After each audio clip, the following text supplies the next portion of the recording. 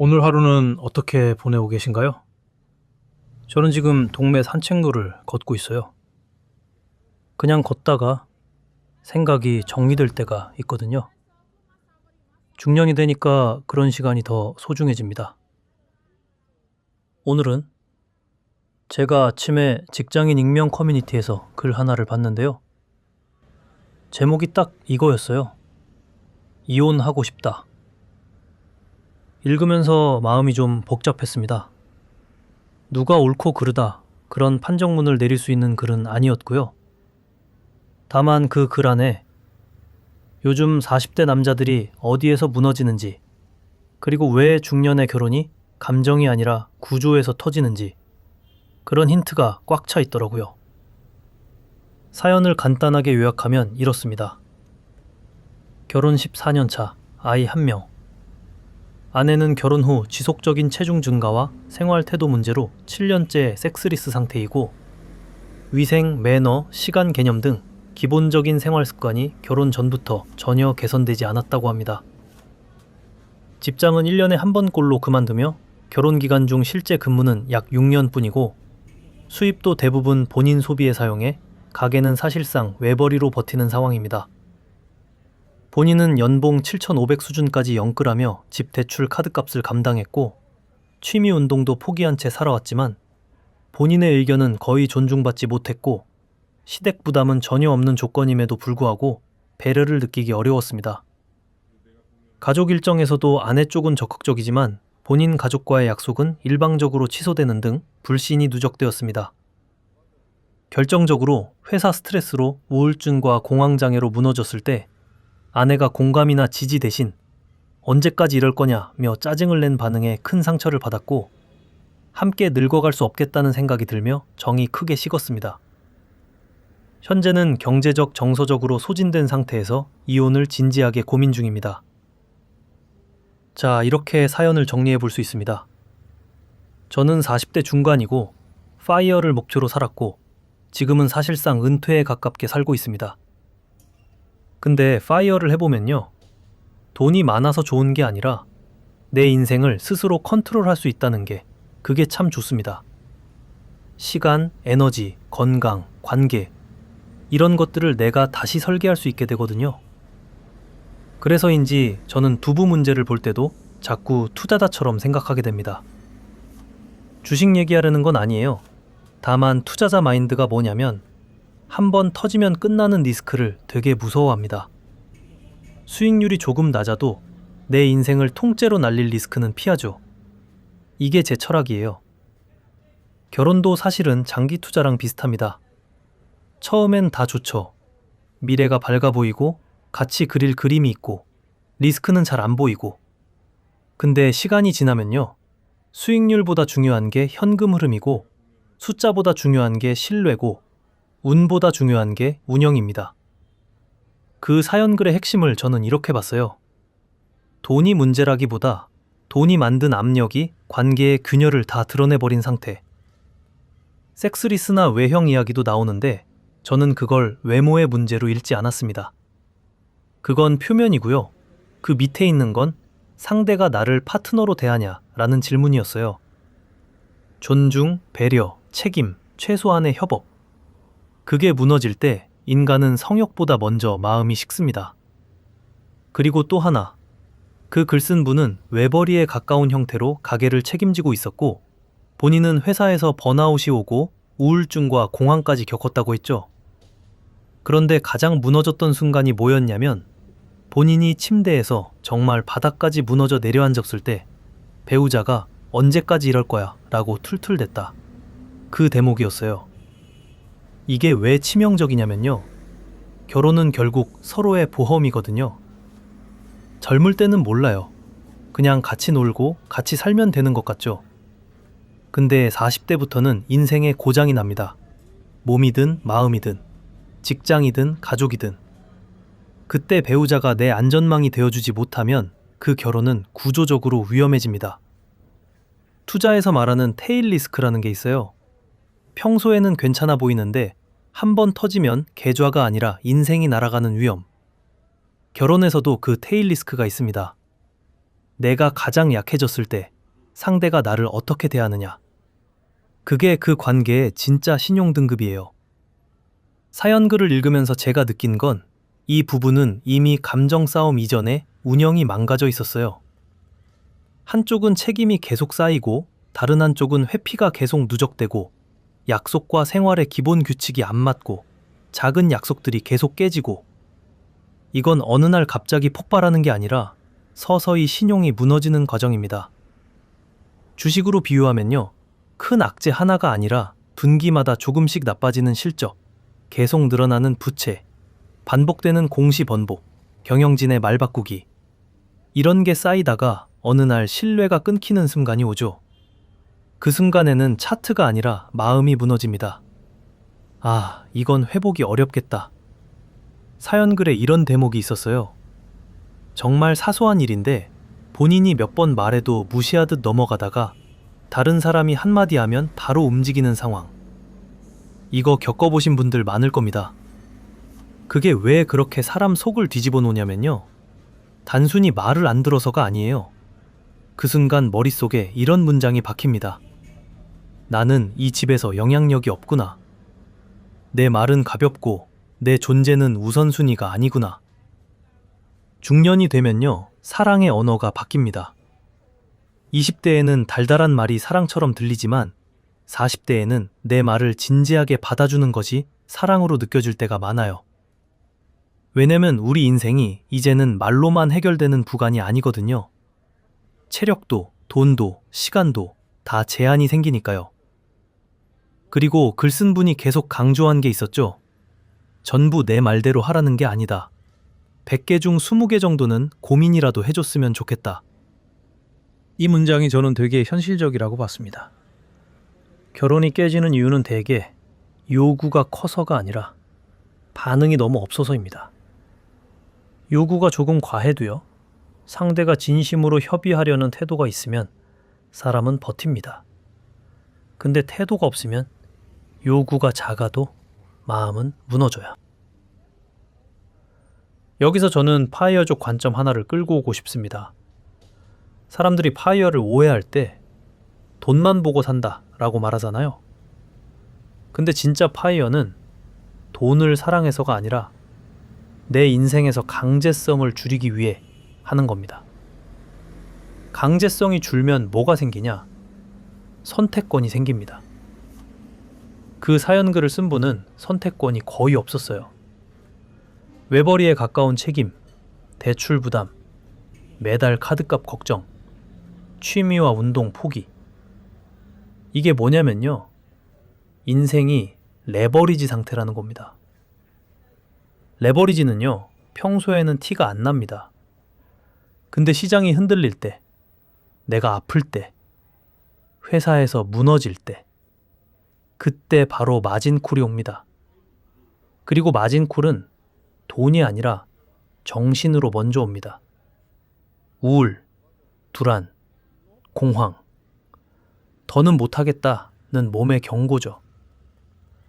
그럼 여기서 중요한 질문이 하나 나옵니다.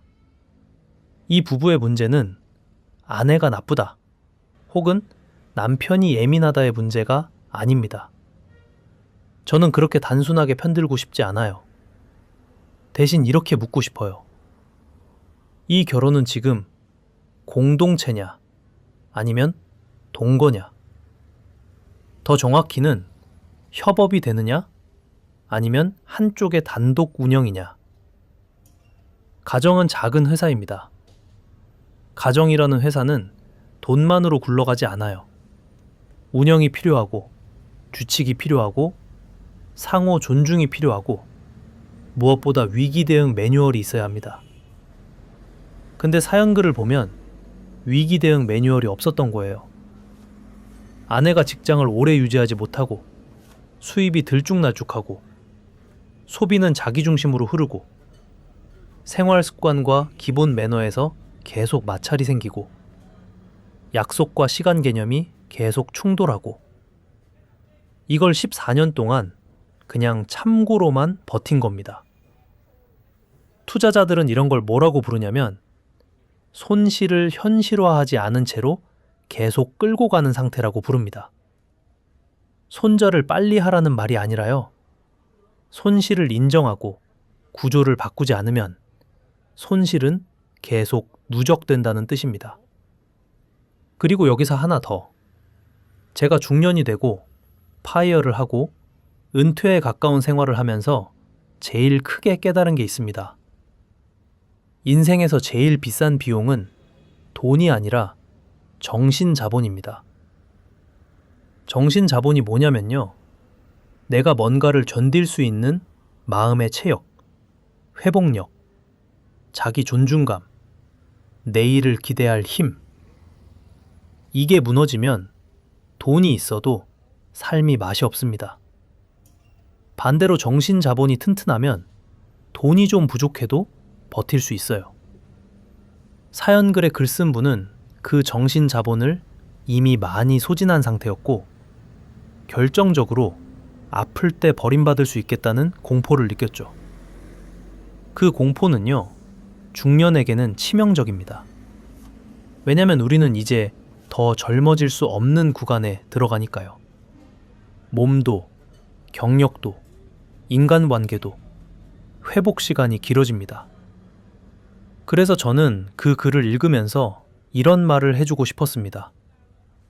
지금 당신이 느끼는 감정은 단순한 서운함이 아니라 위험 경보일 수 있다. 그리고 그 경보를 무시한 채로 가정이니까 참고만 하다가는 진짜 큰 사고가 난다. 다만 여기서 조심해야 할 것도 있어요. 사연글에서 나오는 배우자의 행동들. 직장을 오래 못 다닌다든지, 자기관리와 생활습관이 무너진다든지, 약속을 지키기 어렵다든지, 이런 것들은 단순히 성격으로만 설명되는 게 아닐 수도 있습니다. 우울증, 무기력, 회피 성향, 혹은 어떤 심리적 문제로 인해 삶의 운영 자체가 붕괴된 사람들도 많거든요. 그렇다고 해서 책임이 사라진다는 뜻은 아닙니다. 중년에 결혼해서 중요한 건 원인을 이해하되 운영을 회복하는 겁니다. 이해만 하고 운영을 안 바꾸면 계속 같은 자리에서 싸우게 됩니다. 만약 제가 저 글 쓴 분이라면 저는 이걸 감정 싸움으로 더 끌고 가지 않을 것 같아요. 감정 싸움은요, 이기고 져도 남는 게 없습니다. 오히려 구조를 바꿔야 합니다. 투자자처럼요. 첫째, 건강부터 회복해야 합니다. 우울증과 공황은 의지로 해결되는 영역이 아니고 치료와 관리가 필요한 영역입니다. 이건 부부 문제 이전에 내 생존 문제예요. 내가 지금 무너져 있는데 결혼을 어떻게 운영합니까? 둘째, 비난이 아니라 계약의 언어로 대화를 해야 합니다. 사랑 타령, 희생 타령으로 가면 끝이 없습니다. 대신 이렇게 말해야 해요. 우리 집이 앞으로 10년을 버티려면 최소한의 운영 원칙이 필요하다. 이건 내가 너를 이기려는 게 아니라 우리 둘이 망하지 않으려는 거다. 셋째, 돈은 감정이 아니라 시스템으로 다뤄야 합니다. 외벌이에 가까운 상태면요, 소비가 자기 마음대로 흘러가면 절대 못 버팁니다. 분담이 안 되면 최소한 통제가 있어야 합니다.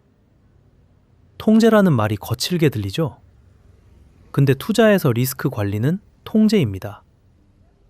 가정도 마찬가지예요. 통제 없는 가정은 언젠가 카드값이 아니라 신뢰가 터집니다. 넷째, 나만 참는 구조는 끝내야 합니다. 참는 게 미덕인 시절이 있었죠. 근데 40대 이후에는 참는 게 아니라 소모입니다. 소모는 복리로 쌓여서 사람을 병들게 합니다.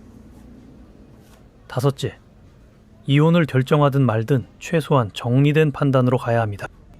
중년의 이혼은 감정 폭발로 하면 후유증이 큽니다. 특히 아이가 있으면 더 그렇죠.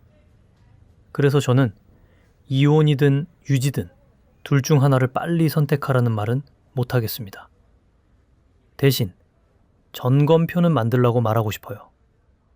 이 결혼이 유지될 조건이 무엇인지, 내가 포기할 수 있는 것과 포기할 수 없는 것이 무엇인지, 상대가 바뀔 가능성이 있는 영역과 구조적으로 어려운 영역이 무엇인지, 그리고 가장 중요한 질문, 이 관계가 내 정신 자본을 회복시켜주고 있나?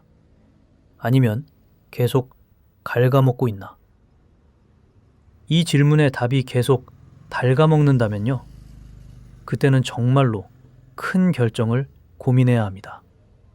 왜냐면 중년의 인생은 시간 자체가 자산이거든요. 주식 계좌보다 더 복미로 불어나는 자산이 남은 시간입니다. 그 시간을 계속 손실나는 구조에 묶어두는 건 투자자 입장에선 이해하기 어려운 선택이 됩니다. 그리고 이건 40대부터 60대 분들께 꼭 드리고 싶은 말인데요. 결혼해서 사랑이 식는 건 생각보다 흔한 일입니다. 근데 존중이 사라지는 건 위험 신호입니다. 존중이 사라진 관계는 대개 상대가 싫어서가 아니라 상대가 내 삶에서 중요하지 않아서 그렇게 됩니다. 그게 계속되면 어느 날 갑자기 정이 뚝 떨어지는 사건이 와요. 사연 글의 그 한마디처럼요. 언제까지 이럴 거야? 그 한마디는 사실 이런 뜻으로 들릴 수 있거든요.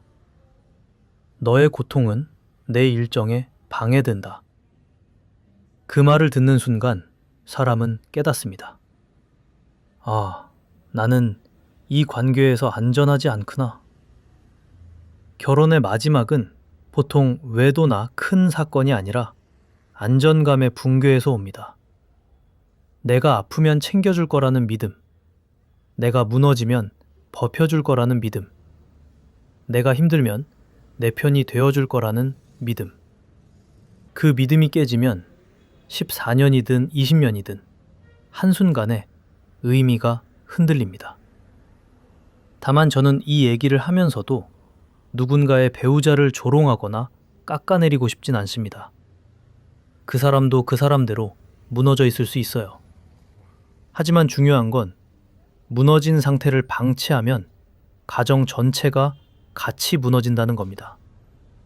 그리고 그 비용은 보통 참는 사람이 먼저 지불합니다. 건강으로, 자존감으로, 삶의 기쁨으로. 그래서 오늘 제 결론은 이겁니다. 파이어족이든 은퇴자든 아직 직장인이든 중년에게 가장 중요한 건 내 삶의 운영권입니다. 운영권은 돈에서만 오는 게 아닙니다. 대화의 방식, 돈 관리의 시스템, 역할 분담의 합의, 위기 때 서로를 대하는 태도. 이게 없으면 돈이 있어도 불행해지고 돈이 없어도 더 불행해집니다. 그리고 혹시 지금 이 영상을 듣는 분들 중에서 나도 비슷하다. 나도 거의 외벌이로 버티고 있다. 나도 집에서 존중받지 못한다. 나도 아플 때 외면받을까 무섭다. 이런 분이 계시면 저는 이렇게 말씀드리고 싶어요. 참는 걸 목표로 삼지 마십시오. 해결을 목표로 삼으십시오. 해결이 안 되면 최소한 구조를 바꾸십시오. 구조를 바꿔도 안 되면 그때는 결정을 생각하십시오. 인생은 길고요. 40대는 끝이 아니라 중간입니다. 중간에서 가장 중요한 건 남은 구간을 어떤 구조로 갈 거냐예요. 하락 추세를 그냥 들고 가면 언젠가 상처가 아니라 상장 폐지가 옵니다. 반대로 리밸런싱을 하면 손실을 줄이고 회복 구간을 만들 수 있습니다. 저는 지금도 걷고 있습니다. 이렇게 걷다 보면 결국 답은 하나로 모이더라고요. 중년은 더 이상 버티기 게임이 아니라 설계 게임입니다. 오늘은 금요일이고요. 다들 이번 주말에 딱 한 번만 나 자신한테 물어보셨으면 좋겠습니다. 나는 지금 안전한 관계 안에 있나?